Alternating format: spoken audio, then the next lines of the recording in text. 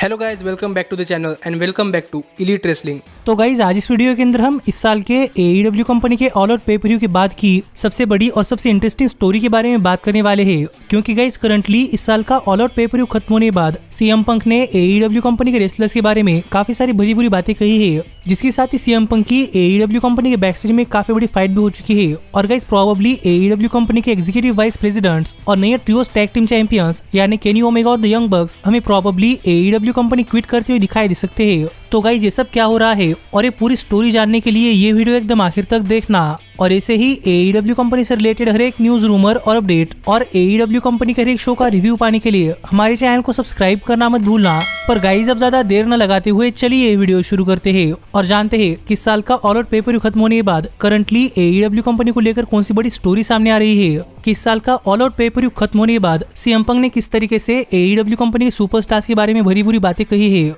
तो गाइज अगर आपने हमारे चैनल के ऊपर इस साल के ऑल आउट पे पर व्यू का रिव्यू वीडियो देखा है तो आपको पता होगा कि गाइज इस साल के ऑल आउट पे पर व्यू के मेन इवेंट के अंदर CM पंक ने जॉन मॉक्सली को उनकी वर्ल्ड चैंपियनशिप के लिए हरा दिया था, जिसके बाद MJF यहाँ पर CM पंक के सामने आए थे और इसी के साथ इस साल का ऑल आउट पे पर व्यू ऑफ एयर चला गया था। पर हर बार की तरह ही इस बार भी AEW कंपनी का ऑल आउट पे पर व्यू ऑफ एयर जाने के बाद AEW कंपनी ने एक प्रेस कॉन्फ्रेंस की, यानी कि एक मीडिया स्क्रम की। और यहाँ पर इस मीडिया स्क्रम के अंदर CM पंक से काफी सारे सवाल पूछे गए, जिनमें से पहला सवाल तो ये था कि क्या CM पंक की AEW कंपनी के साथ बैकस्टेज में कोई हीट चल रही है और क्या CM पंक AEW कंपनी के अंदर एडजस्ट करने के लिए स्ट्रगल कर रहे हैं और क्या बैकस्टेज में उनकी किसी के साथ नहीं बन रही। तो गाइज यहाँ पर इस सवाल का जवाब देते हुए CM पंक काफी नाराज हो गए और यहाँ पर बात करते हुए CM पंक ने कहा कि CM पंक एक अडल्ट आदमी है और CM पंक किसके साथ दोस्त बनना चाहते हैं और किसके साथ नहीं, ये किसी और को देखने की जरूरत नहीं है। CM पंक जिसके साथ चाहे उसके साथ दोस्त बन सकते हैं और जिसके साथ नहीं बनना चाहते उसके साथ नहीं बन सकते। कोई और CM पंक को मैनेज नहीं कर सकता। और जो AEW कंपनी के एग्जीक्यूटिव वाइस प्रेसिडेंट है, जिन्हें लग रहा है कि CM पंक AEW कंपनी अंदर सिर्फ पैसे के लिए आए हैं,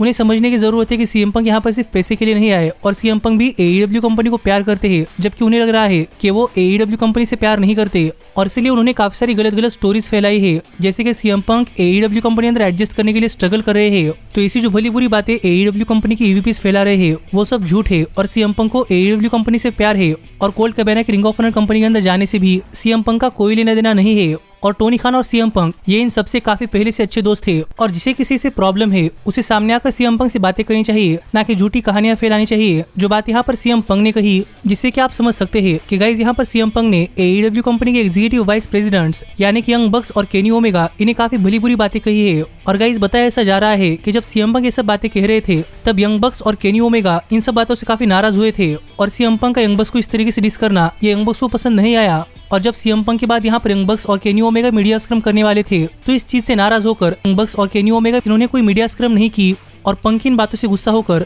यंग बक्स और केनी ओमेगा अरीना छोड़कर जा रहे थे। पर कई सारे सिक्योरिटी गार्ड्स ने जाकर यंग बक्स और केनी ओमेगा को रोक लिया, जो अपडेट्स हाल फिलहाल में सामने आ रहे हैं। और गाइज अगर आपको इसकी पीछे की स्टोरी नहीं पता चल रही तो गाइज मैं आपको बताना चाहूंगा कि कोल्ट कैबाना, यंग बक्स, केनी ओमेगा और हैंगमैन पेज ये रियल लाइफ में काफी अच्छे दोस्त थे। और गाइज जब CM पंक AEW कंपनी के शोज के ऊपर आए थे तब कोल्ट कैबाना और CM पंक पहली बार एक रेसलिंग कंपनी के अंदर काम कर रहे थे। और अगर आपको कोल्ट कैबाना और CM पंक इनकी स्टोरी नहीं पता तो गाइज मैं आपको बताना चाहूंगा कि कोल्ट कैबाना और CM पंक इनके बीच में काफी बड़ी हिस्ट्री रही है, क्योंकि ये दोनों ही शिकागो से है। और कोल्ट कैबाना और CM पंक के WWE कंपनी ज्वाइन करने से पहले से काफी अच्छे दोस्त थे। पर जब पंक WWE कंपनी छोड़कर गए तब CM पंक ने कोल्ट कैबाना के पॉडकास्ट के ऊपर जाकर WWE के बारे में भली बुरी बातें कही और इससे WWE कंपनी ने कोल्ट कैबाना के पॉडकास्ट और CM पंक इन दोनों के ऊपर केस कर दिया था। और यहाँ पर कोल्ट कैबाना इस पूरे कोर्ट केस का खर्चा अपने आप नहीं उठा सकते थे, इसीलिए कोल्ट कैबाना ने पंक से मदद मांगी। पर पंक ने यहाँ पर मदद करने के लिए मना कर दिया, क्योंकि पंक ने कहा कि पंक एज ए गेस्ट आए थे और वहाँ सब जो बातें हुई है वो सब कोल्ट कैबाना ने करवाई है, इसलिए CM पंक कोल्ट कैबाना को कोर्ट केस लड़ने के लिए मदद नहीं करने वाले।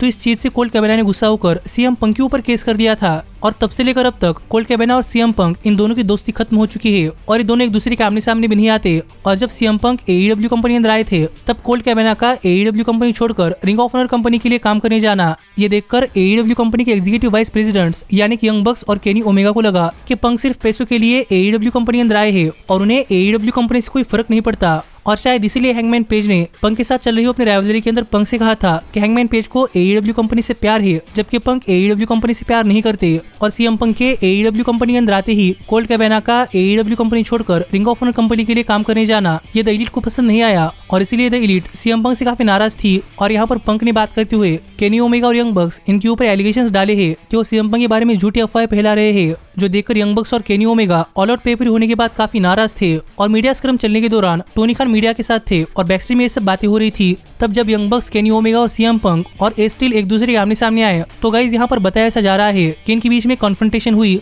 जहाँ पर सीएम पंक यंग बक्स को पंचेस भी करने के लिए गए थे। और गाइज ए स्टील ने तो एक स्टील चेयर उठाकर निक जैक्सन के ऊपर फेंक दी थी। और यहाँ पर केनी ओमेगा, यंग बक्स और सीएम पंक और ए स्टील इनके बीच में नहीं बन रही थी और इन सब के बीच में बैकस्टेज में काफी बड़ी फाइट हुई है, जो अपडेट हाल फिलहाल में सामने आ रहे हैं। और गाइस इसलिए केनी ओमेगा और यंग बक्स अब टोनी खान को AEW कंपनी छोड़कर जाने की धमकी दे रहे हैं कि ओमेगा और यंग बक्स चाहते हैं कि उन्हें अपना रिलीज मिल जाए और वो AEW कंपनी छोड़कर चले जाए, क्योंकि वो सीएम पंक जैसे सुपरस्टार्स के साथ लॉकर रूम शेयर नहीं करना चाहते। और ये सब ड्रामा चलने के दौरान टोनी खान मीडिया स्क्रीन में बैठे हुए थे, इसलिए टोनी खान को इसके बारे में कुछ पता नहीं चला। पर गाइस अब देखना पड़ेगा कि AEW कंपनी के टॉप स्टार्स के बीच में ये सब चीजें हो रही है तो इसको लेकर टोनी खान क्या करते हैं, क्योंकि गाइस एक तरफ केनी ओमेगा और यंग बक्स है जिन्होंने लिटरली AEW कंपनी बनाई है, पर दूसरी तरफ सीएम पंक है जो कि टोनी खान के AEW कंपनी शुरू होने से पहले से काफी अच्छे दोस्त थे। तो देखना पड़ेगा कि यहाँ पर टोनी खान सीएम पंक का साथ देते हैं या फिर यंग बक्स और केनी ओमेगा का, और क्या आज के बाद केनी ओमेगा और यंग बक्स AEW कंपनी छोड़कर जाते हैं या नहीं। पर गाइज जहाँ तक बात है मेरी, तो गाइज मैं इस पूरी स्टोरी के अंदर केनी ओमेगा और यंग बक्स के साथ हूँ, क्योंकि माना कि सीएम पंक काफी पॉपुलर है, पर अगर केनी ओमेगा और यंग बक्स AEW कंपनी शुरू ही नहीं करते तो सीएम पंक AEW कंपनी अंदर नहीं आते।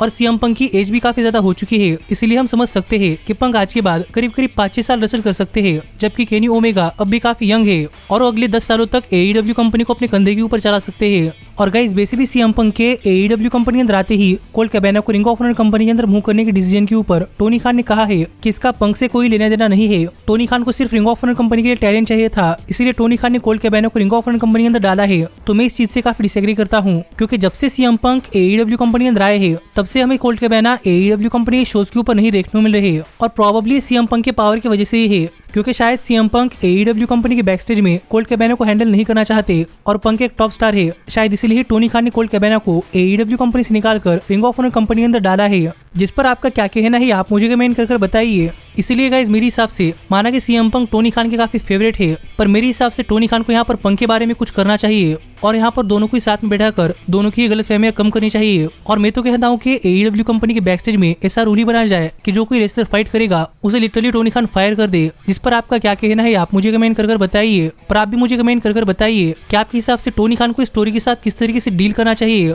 पर गाइज अब मैं मिलता हूँ आपसे अगली वीडियो के अंदर, पर तब तक stay healthy, stay happy and keep watching elite wrestling. Hey, did you like that video? Click the screen for more. And where do you think you're going? Check out our official merchandise page and to support the entire cast. And thanks so much for being the elite. The elite, the elite. What, Nick, you're not going to sing it all with me this time?